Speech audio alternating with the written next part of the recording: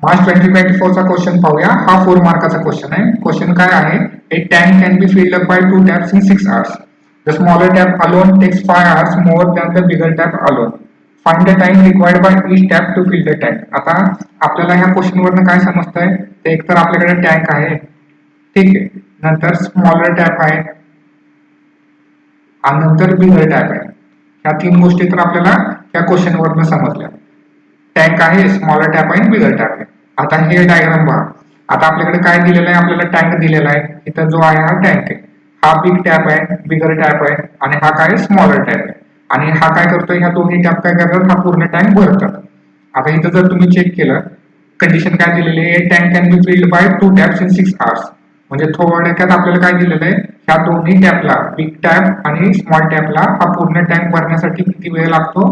तर 6 hours लागतात. हे तर कंडिशन कळाली आपल्याला. कळालं. तर पुढे आपल्याला काय दिलंय? Find the time required by each tap to fill the tank. आता हे महत्वाचं आहे. प्रत्येक टॅपला किती वेळ लागेल टँक फिल करण्यासाठी सेपरेटली लिहिलेलं आहे. Find the time required by each tap to fill the tank separately. म्हणजे समजा आता फक्त बिग टॅप आहे. आता इमॅजिन करा आपल्याकडे टँक आहे आणि बिग टॅप आहे. तर ह्या बिग टॅपला पूर्ण टँक भरण्यासाठी किती वेळ लागेल ते काढायचंय आणि स्मॉल टॅपला हा पूर्ण टँक भरण्यासाठी किती वेळ लागेल ते आपल्याला काढायचं. म्हणजे आपल्याला नेहमी माहिती आहे की आपल्याला जे काढायचं असतं त्याच्या जागी आपण काय लिहितो? एक व्हेरिएबल लिहितो, ठीक आहे. आता बिग टॅपला किती वेळ लागेल माहिती आहे का? आपल्याला नाही माहिती. ते आपल्याला काय काढायचंय? काढायचं हा पूर्ण टँक भरण्यासाठी. तर पहिली कंडिशन काय लिहिली? Let x hours be the time required by bigger tap to fill the tank. म्हणजे आपल्याला माहिती आहे का बिग टॅप किती घेणार आहे वेळ? नाही. त्यामुळे आपण काय घेतलं? एक्स घेतला. त्याच्या जागी काय घेतलं? एक्स घेतला आणि त्याला लिहिलं आर्स, कारण की टाइम किती आर्स मध्ये आपला, ठीक आहे. आता स्मॉलर टॅपला किती वेळ लागेल हा माहिती आहे का? नाहीये. पण जर तुम्ही क्वेश्चन बघितला तर इथं त्यांनी एक कंडिशन दिलेली. Smaller tap alone takes 5 hours more than the bigger tap. म्हणजे काय? समजा बिगर टॅपने 10 तास घेतले तर स्मॉलर टॅप काय करणार? 10 + 5 म्हणजे 15 hours घेणार. कंडिशन दिलेली. स्मॉलर टॅपची कंडिशन इथं दिलेली आहे. तीच इथं खाली लिहून घेतली. सेकंड पॉईंट मध्ये काय लिहिलंय? Smaller tap takes x + 5 hours to fill the tank. का? जर एक्स जर आपण कन्सिडर केला बिगर टॅप घेतोय, एक्स तास जर कन्सिडर केला बिगर टॅप घेतोय, तर त्यापेक्षा 5 तास जास्त म्हणजे x + 5 होईल ना, 5 तास जास्त हा काय होणार आहे? स्मॉलर टॅप घेणार पूर्ण टँक फिल करण्यासाठी, ठीक आहे. आता पुढची कंडिशन काय आहे? Third, tank is filled by 2 taps in 6 hours. बरोबर आहे, आपल्याला माहिती आहे हा पूर्ण टँक दोन्ही टॅपला भरण्यासाठी किती वेळ लागतोय? 6 hours लागतोय. आता जे म्हणते ते आपण इथं लिहून घेतलेलं आहे. आता ह्या तीन कंडिशन तुम्हाला 3 पॉईंट्स कळाले काय आहेत ते? पहिला पॉईंट काय आहे? आपण काय घेतलं? बिगर टॅप पूर्ण टँक भरण्यासाठी किती वेळ घेतो? x hours, कारण की आपल्याला माहित नाही घेतो. मग स्मॉलर टॅप किती घेतो? ह्याच्यापेक्षा 5 तास जास्त म्हणून x + 5 लिहिलं. आणि आपल्याला माहिती आहे पूर्ण टोटल टँक भरण्यासाठी दोन्ही टॅपला किती वेळ लागतो? 6 hours लागतो. हे माहित झालं. आता आपण काय करायचं? एका तासात बघायचं, कारण की आता हे अशा गणित जेव्हा असतात तेव्हा 1 hourचं फाइंड आउट करायचं. 1 hourचं फाइंड आउट झालं तर आपण काय करू शकतो? पूर्ण टँकचं इझिली काढू शकतो. आता इन 1 hour मध्ये बिग टॅप आणि स्मॉल टॅप किती पाणी भरेल ह्या पूर्ण टँक मध्ये? तर तुम्ही जर बघितलं येलो कलर मध्ये बिग टॅपने पाणी भरलेलं आहे आणि ह्याचा पोर्शन जास्त आहे. इथं जर बघितला हा पोर्शन कसा आहे? जास्त आहे, कारण की बिग टॅप चा फ्लो मोठा असल्यामुळे तो एका तासात जास्त पाणी भरेल as compared to small tap. आणि स्मॉल टॅपने किती पाणी भरलं? एवढंच भरलं एका तासामध्ये, ठीक आहे. आता आपल्याला काय काढायचंय? एका तासामध्ये काढायचंय, तर ते कसं काढणार आहे? आता बिग टॅपला पूर्ण टँक भरण्यासाठी किती तास लागतात? तर x hours लागतात. बरोबर आहे, आपल्याला माहिती आहे पूर्ण टँक जर बिग टॅपला भरायचा असेल तर x hours लागतात. मग हा जो येलो कलर मधला पोर्शन आहे हा कितीचा आहे? एका तासाचा आहे. एका तासात तो एवढं पाणी भरतो. तर हे आपण कसं डिनोट करू शकतो? टोटली किती तास लागतात पूर्ण टँक भरायला? x.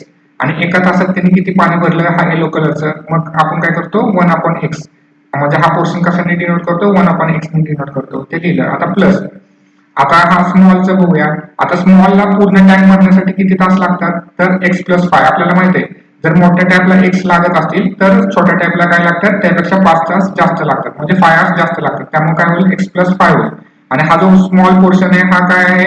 एका तासात स्मॉल टॅपने किती पाणी भरलेलं आहे. आता हे आपण कसं डिनोट करू शकतो? एका तासात किती पाणी भरलेलं आहे आणि टोटल टँकला किती टाइम लागतो? त्याला x + 5 hours लागतात. हे लिहिलेलं आहे. आता हे दोन्ही मिळून एवढं पाणी भरलेलं आहे. बरोबर आहे, हे दोन्ही मिळून एवढं पाणी त्यांनी भरलेलं आहे. आता टोटल टँक भरण्यासाठी किती तास लागतात? 6 hours लागतात. बरोबर आहे. तर एका तासात त्यांनी एवढं पाणी भरलेलं आहे. ते आपण कसं दाखवू शकतो, इक्वल टू लिहायचं, एका तासात त्यांनी 1/6 लिहायचं. का तर हे टोटल टँक भरण्यासाठी किती तास लागतात, 6 तास ते लिहिलं, पण त्यांनी एका तासात किती पाणी भरलंय, एवढं पाणी भरलेलं आहे ते लिहिलेलं आहे. म्हणजे हा पोर्शन कशाने डिनोट करतो, हा पोर्शन 1/6 ने डिनोट करतो. 1/6 काय सांगतो, एका तासात त्यांनी आत्ताशी एवढं पाणी भरलेलं आहे. आता हे इक्वेशन तुम्हाला कळलं कसं काढलेलं आहे. आता आपल्याला काय करायचं, सिंपल हे इक्वेशन सॉल्व्ह करायचं आहे. हे काय करूया, पहिल्यांदा क्रॉस मल्टिप्लिकेशन करून घ्या. x+5 इथं मल्टिप्लाय केल्यावर काय होईल, x+5 होऊन जाईल. हे प्लस x ने इथं मल्टिप्लाय केल्यावर x होऊन जाईल, आपण x ने परत डिनॉमिनेटर मल्टिप्लाय करायचं, इथं काय होईल x+5. म्हणजे परत सांगतो, x+5 ने 1 ला मल्टिप्लाय करायचं, x+5 येईल, हे प्लसचं साइन आहे तसं, x ने ह्या 1 ला मल्टिप्लाय करायचं, x येईल, न्यूमरेटरचं झालं, परत साइन बार साइन काढायची, खाली x ने कशाला मल्टिप्लाय करायचं, x+5 ला, हे क्रॉस मल्टिप्लिकेशन झालं, इज इक्वल टू 1/6. आता हे सॉल्व्ह करूया आपण. x प्लस, आता इथं बघा, इथं मी थोडंसं व्यवस्थित लिहितो, x+5 + x आहे, आपण x ने आत मल्टिप्लाय केल्यावर काय होतं, x² + 5x इक्वल टू 1/6. आता इथं 1x आहे, इथं 1x आहे, या दोघांचं काय होईल, 2x होऊन जाईल. मग इथं काय होईल, 2x + 5 upon x² + 5x is equal to 1/6. आता हे कसं करू शकतो आपण, x² + 5 ला इकडे मल्टिप्लाय करू शकतो, हा डिव्हिजनला आहे तर तिकडे गेल्यावर काय होईल, मल्टिप्लिकेशनला जाईल. मग हे इक्वेशन कसं होईल, 2x + 5 is equal to 1/6 multiply by काय होईल, ब्रॅकेट मध्ये लिहू शकतो x² + 5x, बरोबर. आता इथं जर बघितलं 1/6 कसं आहे मल्टिप्लिकेशन मध्ये, तर तो लेफ्टला आल्यावर तो काय होईल, डिव्हिजनला जाईल, सॉरी.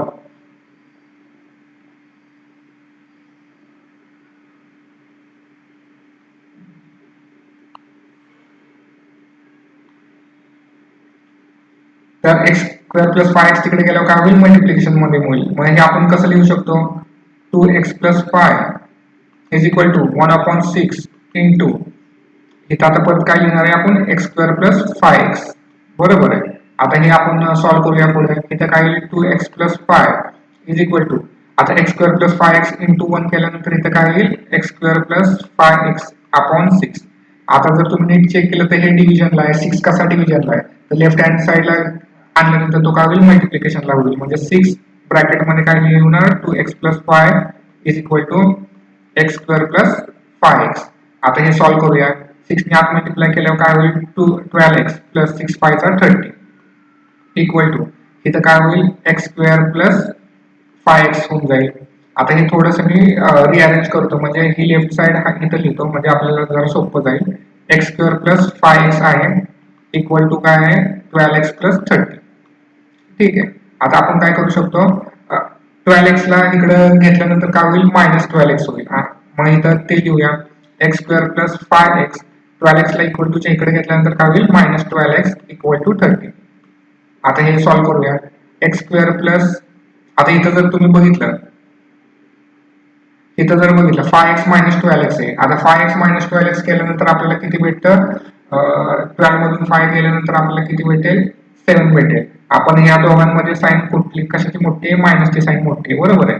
मग इथं प्लस नाही, मग 5 + 5x - 12x केल्यानंतर आपल्याला काय भेटेल, -7x भेटेल. ते लिहिलं इक्वल टू 30. आता या 30 ला इकडं शिफ्ट करूया, मग हा काय होईल, -30 होईल. x² - 7x - 30 इक्वल टू 0, कारण की इथं कसं इक्वल टूच्या इथं प्लस आहे, आणि जो जर इक्वल टूच्या लेफ्ट साइडला यायला तर तो काय होईल, मायनस होईल. त्यामुळे काय आपल्याकडे क्वाड्रॅटिक इक्वेशन हे आपल्याला सॉल्व्ह करायचं आहे. मग सिंपल आपल्याला काय पाहिजे, p × q आपल्याला किती पाहिजे, 30 पाहिजे. का तर 30 × 1 केल्यानंतर आपल्याला आन्सर काय येतं, 30 येतं. आता साइनचा विचार नका करू, साइनचं बघूया आपण. आणि p + q ची व्हॅल्यू काय पाहिजे, 7 पाहिजे, म्हणजे ऍडिशन 7 पाहिजे, मल्टिप्लिकेशन 30 पाहिजे, किंवा p - q किती पाहिजे, 7 पाहिजे. आता ह्यापैकी ही पहिली कंडिशन किंवा दुसरी कंडिशन सॅटिस्फाय झाली तर आपले काय होतील, 2 फॅक्टर भेटून जातील. आता हा आपल्याकडे नंबर काय आहे, 30.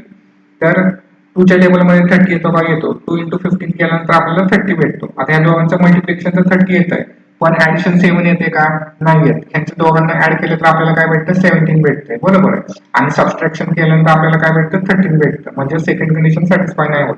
मग 2 आणि 15 हे 2 फॅक्टर नाही आहेत. मग पुढचा बघा, 3 चा घ्या. 3 into 10 म्हणजे 3च्या टेबलमध्ये 10 येतं काय येतं 3 10 30. आता हे दोन फॅक्टर झाले, ह्या दोघांचं मल्टिप्लिकेशन 30 येतं काय येतं, तर ह्या दोघांचं ऍडिशन 37 येतं का नाही येत, कारण की 10 प्लस 3 प्लस 10 केल्यानंतर काय येतं 13 येतं आणि आपल्याला आन्सर काय पाहिजे 7 पाहिजे.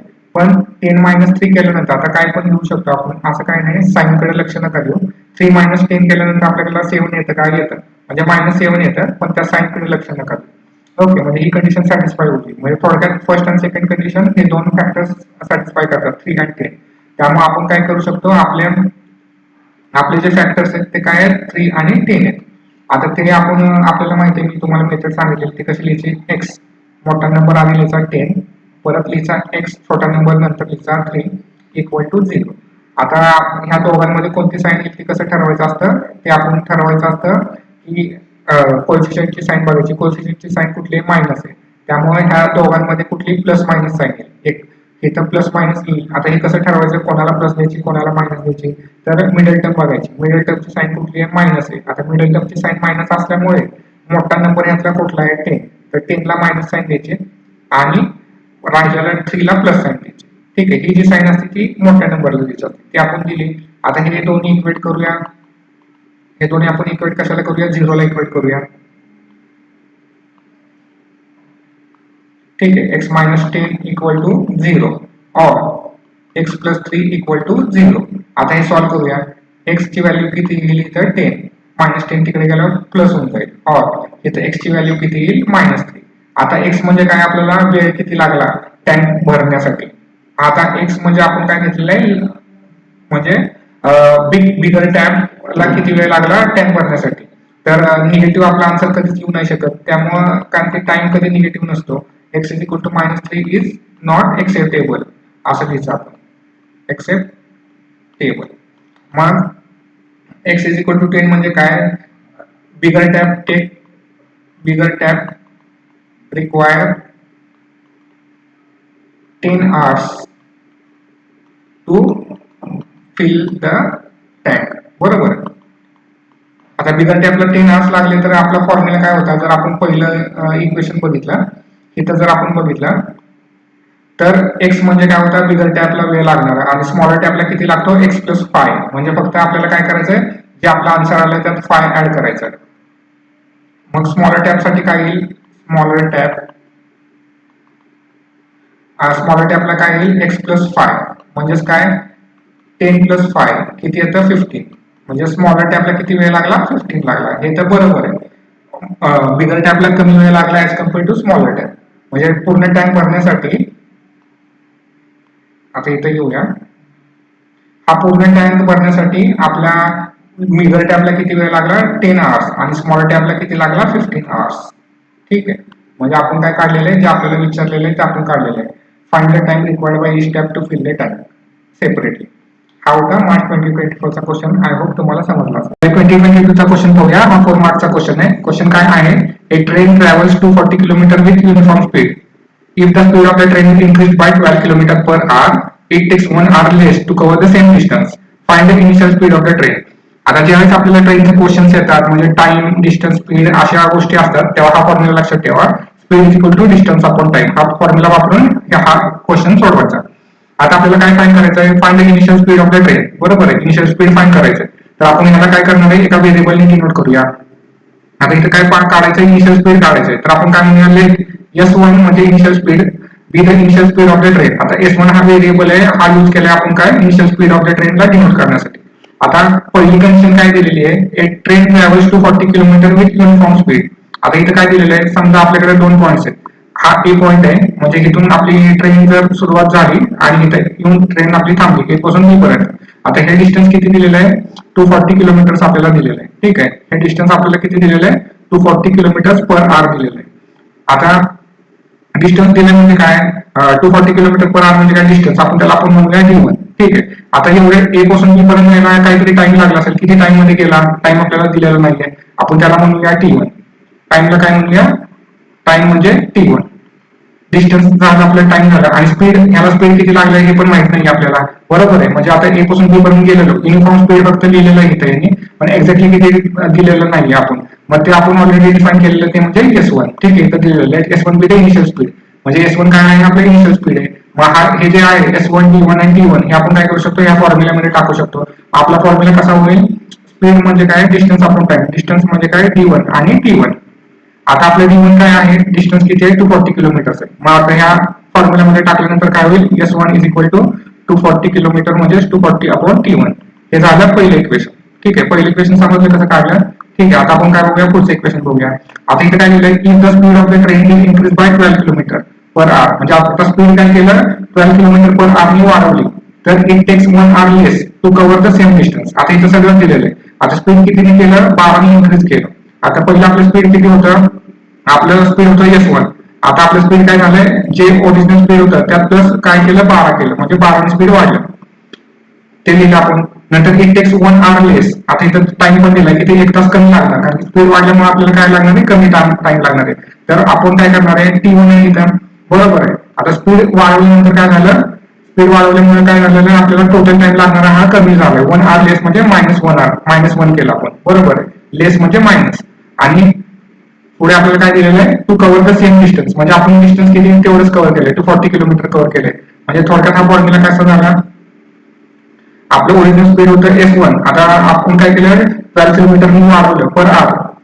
इथं जर तुम्ही बघितलं इथं दिलेलं आहे, the speed of the train is increase by 12 kilometre, it takes 1 hour less to cover the same distance. म्हणजे जर आपण ट्रेनचं स्पीड 12 किलोमीटर पर आवर वाढवलं तर काय होणार आहे, त्याला 1 तास कमी लागणार आहे पोहोचायला, आणि आपण टोटल डिस्टन्स किती कव्हर करणार आहे, 240 कव्हर करणार आहे. हे झालं आपलं इक्वेशन 2.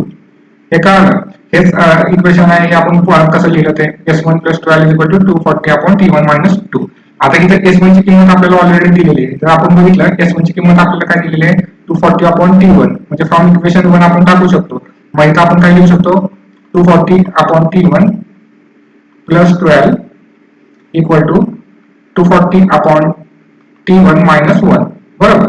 आता हे आपण सॉल्व्ह करू शकतो. आता हा जो आहे 240 अपॉन T1 - 1 हा लेफ्ट साईडला आणला तर आपला काय होईल, मायनस होत जाईल.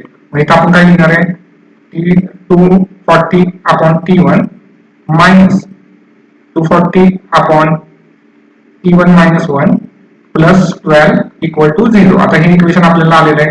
आता हे इक्वेशन आल्यानंतर आपण काय करू शकतो, हे सॉल्व्ह करू शकतो. आता हे जर दोन बघितले, ह्या दोघांमध्ये कसं आहे, 240 न्यूमरेटरला आहे, तर आपण काय करू शकतो, कॉमन बाहेर काढू शकतो. आता इथून कॉमन बाहेर काढल्यानंतर इथं आपल्याला काय भेटेल, 240 ब्रॅकेटमध्ये 1 upon T1 minus 1 upon T1 - 1 bracket complete plus 12 = 0. म्हणजे ह्यातून ह्या दोघांमधून फक्त आपण काय केलं, 240 बाहेर काढलं, म्हणजे आपल्याला हे सोडवण्यासाठी खूप सोपं जाईल. आता हे सॉल्व्ह करून घेऊया. 240 ब्रॅकेटमध्ये आता हे क्रॉस मल्टिप्लिकेशन करायचं, T1 - 1 ने 1 ला मल्टिप्लाय केल्यावर इथं काय होणार, T1 - 1.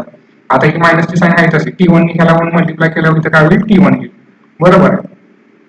परत इथं काय येईल, T1, आणि ब्रॅकेटमध्ये काय होईल, T1 - 1 ब्रॅकेट कंप्लीट, इथं काय होईल, प्लस 12 = 0. आता हे सॉल्व्ह करूया. आता आपल्याला माहिती आहे +4 - 4 काय येतं 0, तसंच इथं T आहे, हा प्लस T आहे, हा मायनस T आहे, हा काय होईल 0 होईल. मग राहील काय, फक्त इथं -1 राहील. मग हे इक्वेशन कसं होईल, 240 ब्रॅकेटमध्ये इथं फक्त काय राहील, आता T1 आणि प्लस T1 आणि मायनस T1 झाल्यानंतर इथं काय राहील, -1 राहील, बरोबर आहे. -1 परत इथं काय राहील, T1, आता T1 नी ब्रॅकेटला मल्टिप्लाय केल्यावर काय राहील, T1 चा स्क्वेअर मायनस T1, बरोबर. आणि इथं काय होईल, प्लस 12 = 0.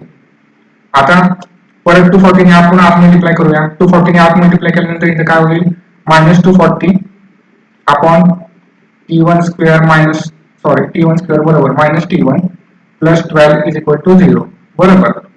आता आपण काय करूया, हा प्लस 12 तिकडे नेऊया इक्वल टूच्या, तर तो काय होईल, -12 होईल.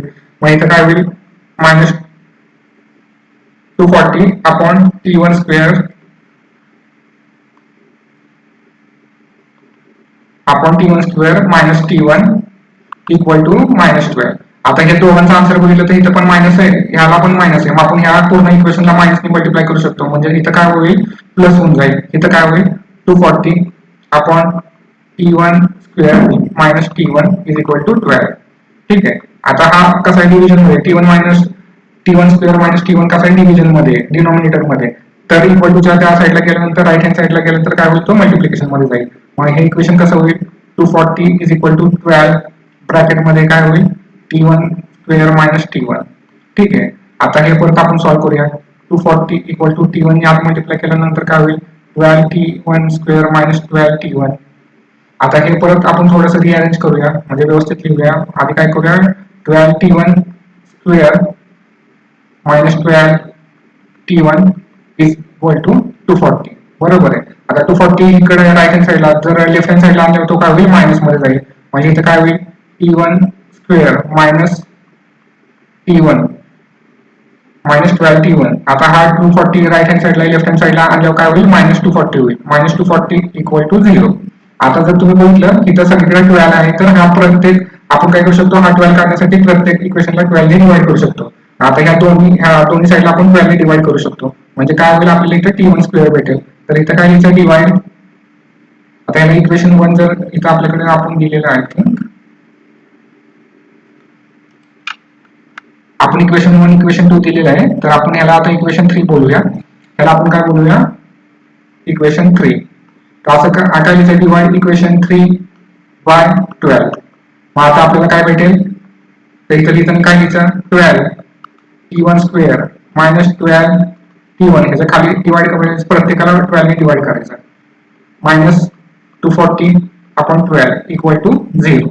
आता 0 अपॉन 12 म्हणजे 0, त्यामुळे ते काही येत नाही. आता हा 12 हा 12 कॅन्सल झाला, तर इथं काय येईल, इथं येईल T1 चा स्क्वेअर मायनस हा 12 12 कॅन्सल झाला, इथं काय येईल T1 मायनस. आता इथं 12 1 चा 12 12 2 चा 24. बरोबर, 12 1 चा 12 12 2 चा 24 आणि 12 इंटू 0 म्हणजे 0, म्हणजे इथे येईल 20.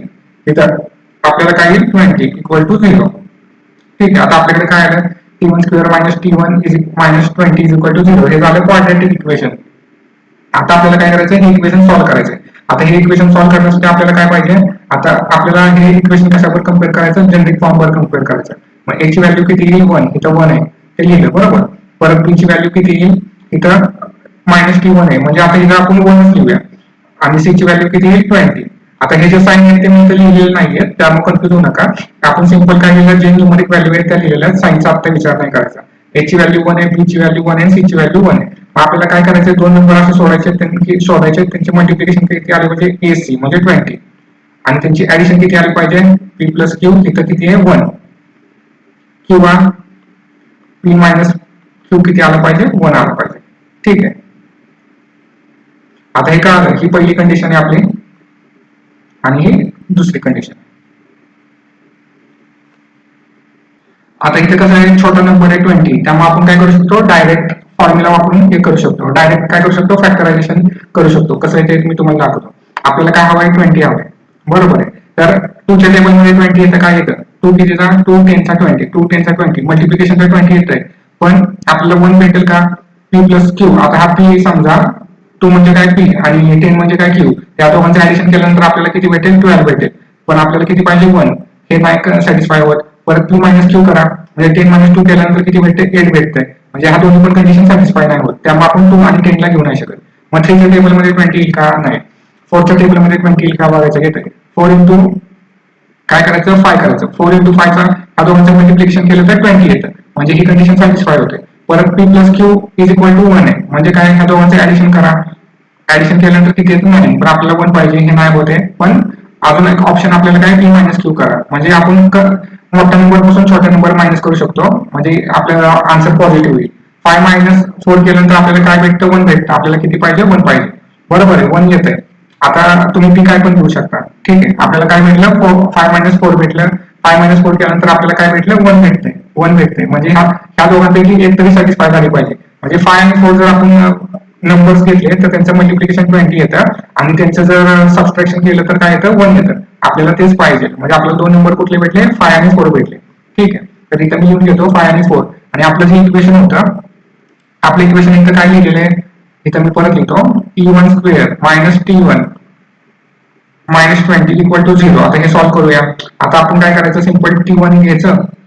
आता T1 घेतलेला आहे, बरोबर, ब्रॅकेट. आता मोठा नंबर 5 आणि 4 पेक्षा कोणता आहे 5, तो इथं लिहिचा. परत T1 घ्यायचा, मोठा नंबर कोणता आहे, छोटा नंबर कोणता आहे 4, इथे घ्यायचा. पहिले इथं मोठा नंबर घ्यायचा, मग छोटा नंबर घ्यायचा, इक्वल टू 0. आता या दोघांमध्ये कोणत्या साइन येणार आहे ते ठरवायचं. आता कॉन्स्टंट बघायचं, कॉन्स्टंटची साइन कुठली आहे मायनस, त्यामुळे आपल्या आन्सरला कुठली साइन येईल प्लस मायनस साइन येईल. आता हे कसं ठरवायचं, तर मिडल टर्म बघायची, मिडल टर्म T1 आहे, त्याची साइन कुठली आहे मायनस आहे. आता मायनस असल्यामुळे या दोघातला जो मोठा नंबर आहे त्याला मायनस साईन द्यायचं. आता या दोघातला मोठा नंबर कोण आहे? 5 आहे. 5 ला काय द्यायचं? मायनस साईन द्यायचं आणि राहिली प्लस साईन मग 4 ला द्यायची. मग हे झालं आपलं सोल्युशन. आता हे काय करायचं? आपण इक्वेट करायचं 0 ला. p1 - 5 = 0 किंवा p1 + 4 = 0. आता हे इक्वेट केल्यानंतर आपण सॉल्व्ह करूया. हा -5 = त्या साईडला केल्यानंतर काय होईल? +5 होऊन जाईल. p1 = 5 आणि और t1 = काय होईल? -4. आता आपला टाइम कधी मायनस नसतो हे आपल्याला माहिती आहे. त्यामुळे आपण काय लिहू शकतो? t1 = -4 इज नॉट एक्सेप्टेबल हे आपण लिहितो. मग आपला आन्सर काय आहे? t1 = 5. आणि काय झालं? t1 काय झाला? 5 झाला. आता आपला फॉर्म्युला जर बघितला आपण, आपल्याला काय काढायचं होतं? जर आपण इक्वेशन 1 बघितलं तर आपल्याला काय काढायचं होतं? s1 = 240/t1 आहे, बरोबर आहे. आता ह्या इक्वेशन 1 मध्ये आपण t1 ची किंमत टाकली तर आपल्याला s1 भेटेल. s1 म्हणजेच काय? आपलं इनिशियल स्पीड भेटेल. मग ते आपण करूया. आता पुट t1 = 5 इन इक्वेशन 1. आता इक्वेशन 1 आपलं काय होतं? s1 = 240/t1 होतं, बरोबर आहे. मग आता आपली t1 ची प्राइस इथे टाकायची. काय करायचंय? t1 ची प्राइस किंमत टाकायची, व्हॅल्यू टाकायची 240/5. आता ह्यांचं आपण डिव्हिजन करायचं. आता हे डिव्हिजन करून घेऊया, कॅन्सलेशन करूया. 5 1 चा 5. आता 5 4 चा किती येतं? 20 येतं, पण इथे तर 24 होतं. मग 24 - 20 केल्यानंतर आपल्याला राहतं काय? 4. जे बाकी राहील ते इथं लिहायचं 4. म्हणजे आता नंबर काय झाला? 40 झाला. परत 5 8 चा किती होतं? 40 येतं. म्हणजे आपल्याला आन्सर काय येतं? 48/1 येतं. म्हणजे थोडक्यात आपल्याला आन्सर काय येतं? 48. आपली स्पीड s1 काय झालं? 48 झालं. म्हणजे आपलं आन्सर काय आलं? 48 आलं. Initial speed of train is 48 km/h. ठीक आहे, समजलं. आता हे जे होतं ते कोणतं होतं? हा जो क्वेश्चन होता हा होता जुलै 2022 चा क्वेश्चन. आय होप तुम्हाला समजला असेल. मार्च 2022 चा क्वेश्चन आहे हा. 4 मार्काचा क्वेश्चन आहे. क्वेश्चन काय आहे? If 460 is divided by a natural number, then quotient is 2 more than 9 times the divisor and remainder is 5. Find the quotient and divisor. आता आपल्याला हा क्वेश्चन मधून काय कळतंय? तर आपल्याला डिवायझर आहे, रिमाइंडर आहे, क्वोशंट आहे, हे एवढ्या टर्म्स आपल्याला समजलेले आहेत. तर आपण सगळ्यात पहिल्यांदा ह्याची बेसिक कन्सेप्ट पाहूया आणि मग हा क्वेश्चन पाहूया. आता इथं बेसिक कन्सेप्ट काय आहे? तर इथं जर तुम्ही बघितलं आपण काय करतोय? 11 ला डिवाइड कशाने करतोय? 2 ने करतोय. तर हे आपण कसं लिहितो? 11 आणि इथं लिहितो 2. ठीक आहे. आता हा जो 11 असतो ह्याला आपण काय म्हणतो? डिव्हिडंड म्हणतो. इथं लिहिलेलं आहे. 2 ला आपण काय म्हणतो? 2 ला आपण डिवायझर म्हणतो. आता हे करूया. 2 5 चा 10 आणि 11 मधून 10 केल्यानंतर राहतो 1. आता मग हा जो 5 असतो हा काय असतो? क्वोशंट असतो आणि हा क्वोशंट असतो, बरोबर आहे. आणि 1 हा काय? हा रिमाइंडर असतो. म्हणजे थोडक्यात काय झालं? 11 डिव्हिडंड झाला, 2 ज्यांनी डिवाइड करणारे हा काय झाला? डिवायझर झाला, 5 म्हणजे काय? क्वोशंट झाला आणि राहिलेली जी रक्कम असते म्हणजे व्हॅल्यू असते ती काय असते? रिमाइंडर असतो. आता ही बेसिक आपल्याला समजलं. तर समजा आपल्याला डिव्हिडंड काढायचा फॉर्म्युला काय असतो? Divisor into quotient plus remainder. आता हा फॉर्म्युला बघा. डिव्हिडंड म्हणजे काय? Divisor multiplied by quotient plus remainder. हा सिंपल आहे.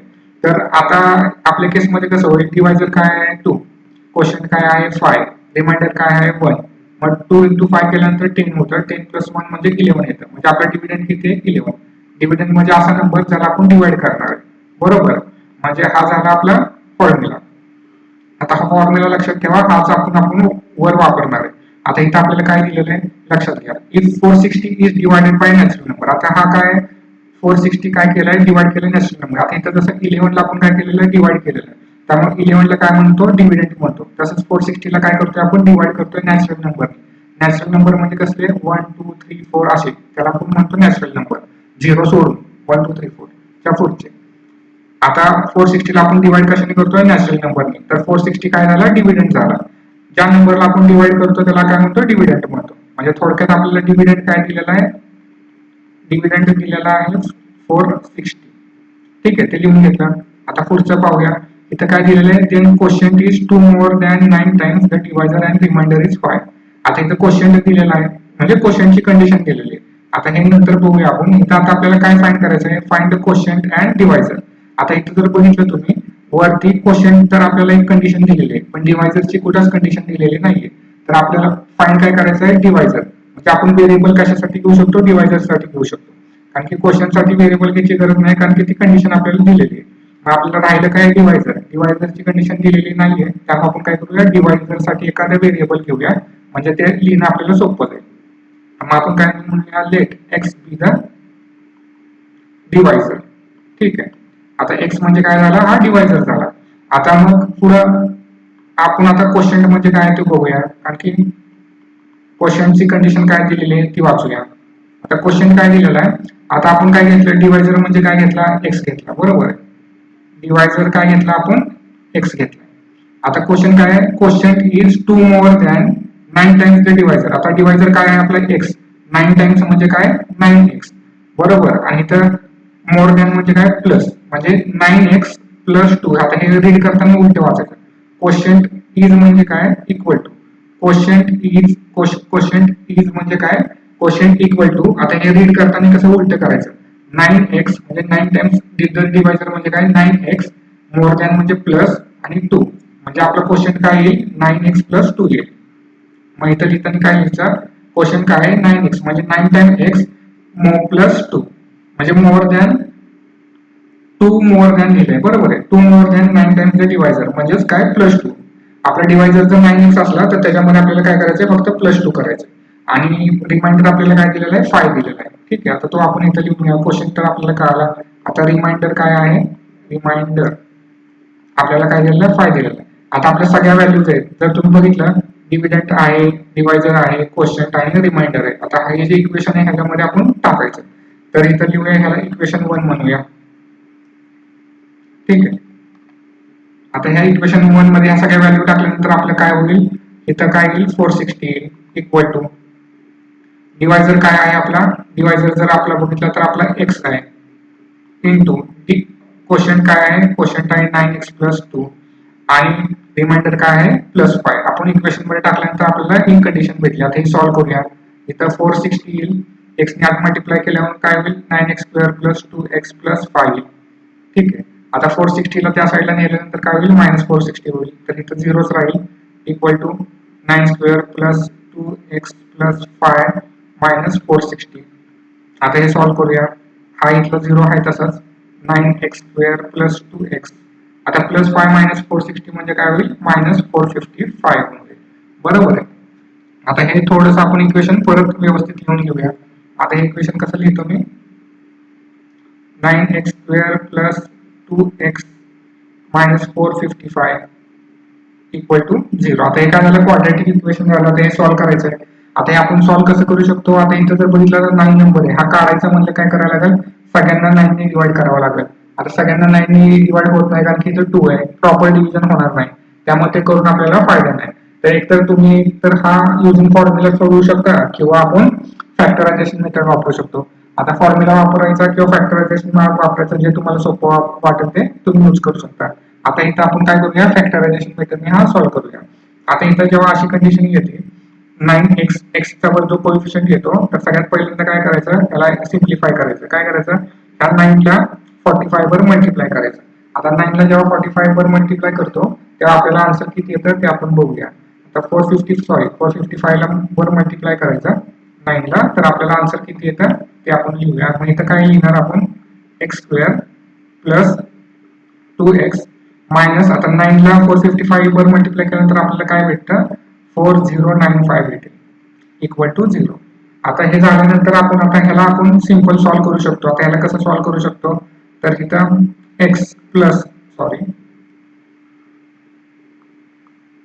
इथं आता आपल्याला दोन फॅक्टर येतील, x, आता इथं काहीतरी दोन फॅक्टर्स येतील, इथं एक फॅक्टर येईल, इथं एक फॅक्टर येईल, बरोबर आहे, आणि इक्वल टू 0. आता हे दोन फॅक्टर्स आपल्याला काय करायचे, फाइंड आउट करायचे. आता हे दोन फॅक्टर आपण कसे फाइंड आउट करतो, आता आपल्याला काय पाहिजे, दोन नंबरचं मल्टिप्लिकेशन किती आले पाहिजे, 4095 आले पाहिजे, बरोबर आहे. इथं आहे p इंटू q काय पाहिजे, 1 इंटू 4095 म्हणजे 4095 आले पाहिजे. p प्लस क्यू किती आले पाहिजे, p प्लस क्यू म्हणजे थोडक्यात काय, तर ही व्हॅल्यू कुठे आहे, 2x, बरोबर आहे. म्हणजे x चा कोएफिशियंट काय आहे, 2 आहे. म्हणजे आपल्याला इथं काय आले पाहिजे, p प्लस क्यू 2 आला पाहिजे, किंवा p मायनस क्यू 2 आला पाहिजे. म्हणजे ही झाली आपली पहिली कंडिशन, ही झाली दुसरी कंडिशन. काय करायचं आहे, ह्याला फॅक्टरायझेशन मेथडने सॉल्व्ह करायचं आहे. 2 नंबरचं मल्टिप्लिकेशन किती आलं पाहिजे, 4095 आलं पाहिजे. मग 4095 च्या मागचा परफेक्ट स्क्वेअर कोणता आहे तो आपल्याला काढायचा आहे. तो आता हा मोठा नंबर असल्यामुळे आपण काय करू शकतो, जर 50 चा स्क्वेअर बघू शकतो. 50 चा स्क्वेअर किती येतो, 5 5 चा 25 आणि हे 2 0. परत या पुढचा 60 चा स्क्वेअर किती, 6 6 चा 36 आणि 2 0, म्हणजे 0 असल्यामुळे 2 0 लिहिले. आणि 70 चा स्क्वेअर किती, तर 7 7 चा 49 आणि 2 0. तर आपला 4095 कुठे येईल, यांच्या दोघांच्या मध्ये येईल. बरोबर आहे, 4095 म्हणजे यांच्या 4095 चा मागचा परफेक्ट स्क्वेअर कोणता झाला, 3600 झाला. आणि हा कशाचा स्क्वेअर आहे, 60 चा स्क्वेअर आहे. तर आपण काय करू शकतो, पी आणि क्यू आहे, तर आपण पी ची व्हॅल्यू काय घेऊ शकतो, 60 घेऊ शकतो. आता हे कसं काढलं आपल्याला कळालं.